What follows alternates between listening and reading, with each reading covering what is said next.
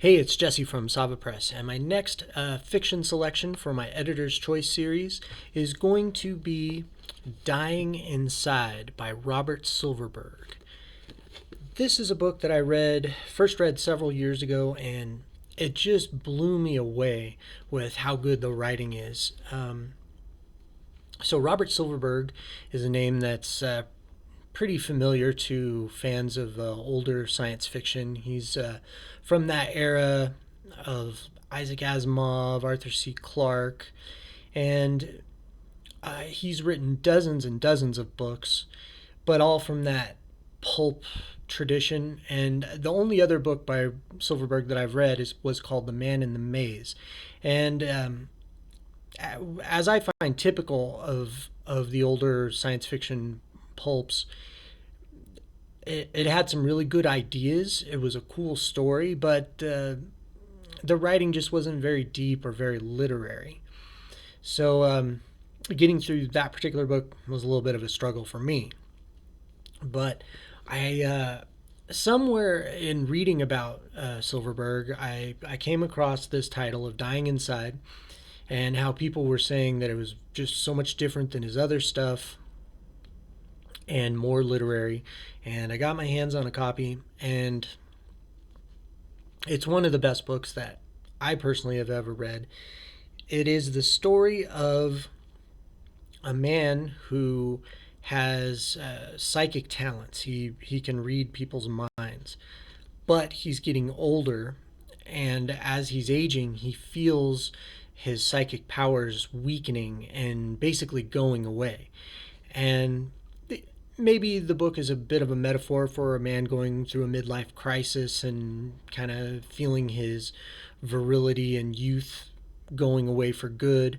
But that is the story, and it's messing with him because he of course had to adapt to this growing up, but then he really embraced it, and the character is kind of egotistical, and he's kind of a jerk. And so he likes the fact that he has this thing that makes him special, that he kind of feels above normal people because he has this ability. And I can't say that there's anything too intricate about the plot. The guy kind of is a hustler. He makes a living writing papers for college students, so he'll use his old college papers and kind of rewrite them, and does it for money.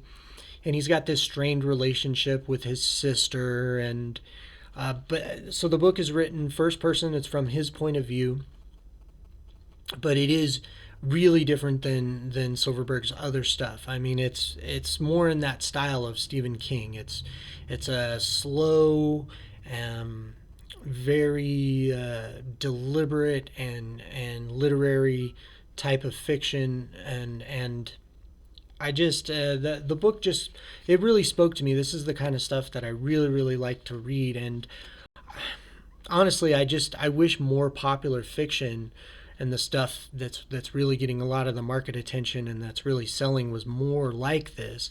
And I don't know, maybe that's just because of my age or my generation.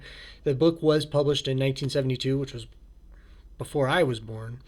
But I really think that this type of writing is so much stronger than what I see out there, and it pains me that books this good are becoming forgotten and passed over. So if you're a writer out there and you're looking for something good and stimulating, or if you're just someone who likes to read and maybe you're a little bored by what you see on the popular racks and in the stores out there, hunt down a copy of Dying Inside by Robert Silverberg.